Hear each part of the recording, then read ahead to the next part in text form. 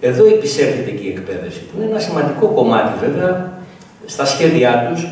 Να θυμίσω ότι στα πλαίσια του ανταγωνισμού των ιμπεριαλιστικών κυρίως κέντρων, Αμερικής, Ευρώπης, Ιαπωνίας κλπ. Έχουν προηγηθεί κάποιες αποφάσεις που είχε πάρει η Ευρωπαϊκή Ένωση, Λισαβόνα, Μπολόνια κλπ. Σε αυτές η εκπαίδευση είχε μπει στην ατζέντα σε πρώτη μέρημνα. Δηλαδή, θεωρούσαν ότι η εκπαίδευση είναι η αιχμή του δώρατος για την ανάπτυξη της ανταγωνιστικότητας της οικονομίας και της εξέλιξης της οικονομικής γενικά των χωρών της Ευρώπης απέναντι στις άλλες ανταγωνίστριες, ας πούμε, χώρες. Είχαν αναπτύξει προγράμματα, δεν θέλω να το άρχισω να τα πω, νομίζω ότι τα ξέρουν περισσότεροι αυτά.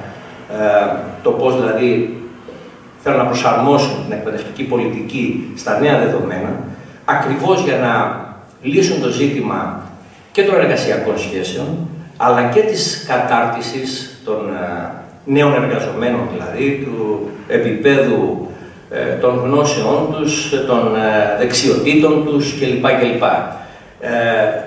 Μάλιστα, όλο αυτό το διάστημα, πάνε πολλά χρόνια, επέβαλαν και μια νέα ορολογία στην εκπαίδευση, μια ορολογία που θυμίζει περισσότερο μια εταιρεία, έναν ιδιωτικό φορέα δηλαδή, παρά εκπαίδευση. Αν δείτε μέσα πώς αναφέρονται όλα αυτά στα κοιτάπια των αποφάσεων που έχουν βγάλει από όλες αυτές τις συνόδους, θα το διαπιστώσετε. Αντιμετωπίζουν δηλαδή τους μαθητές σαν πελάτες, τους καθηγητές σαν συνεργάτες.